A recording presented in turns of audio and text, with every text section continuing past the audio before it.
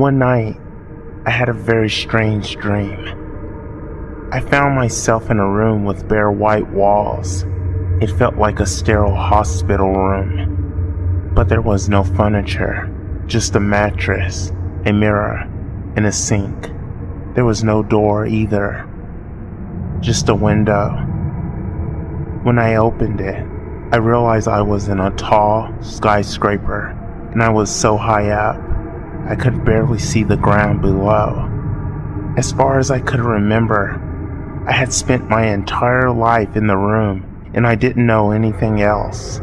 Every day, I would go through the exact same routine. I would wake up, get out of bed, pace around the room, and stare at the wall. Day after day, it was always the same. Then one day, I got the strangest feeling that something was not right. Having been in the room for years, I knew every single inch of it, and even the smallest change was incredibly jarring. I knew that crack hadn't been there before. It made me feel very uneasy, but there was nothing I could do about it. Then a week later, I noticed an even bigger change. All of a sudden, there was a slightly discolored patch on the ceiling. Again, it freaked me out a bit, but what could I do?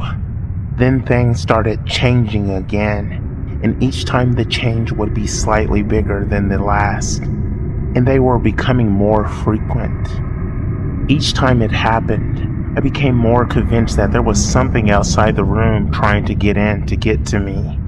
I began to recall vague and fleeting memories of a time before I was in the room. Then, one day I woke up and saw the biggest change of all. Lying on the floor was a folded piece of paper. Cautiously, I picked it up and opened it. There was handwriting on one side. It was a note from someone claiming to be my sister. She said that I was stuck in the room, and the only way to escape was to kill myself. I had no idea what to do at that point. The room was all I knew.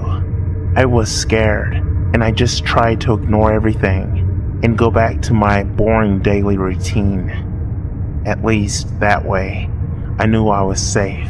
How could I even trust a note from someone claiming to be my family member? I couldn't even remember. I spent the next few days thinking and pondering what should I do. There had to be something more outside the room. Eventually, I reached a decision. I opened the window and looked out. Then, I jumped and fell to my death. That's when I woke up. Ever since then, as I go about my daily life, I can't shake the feeling that this life is merely an illusion and a reality.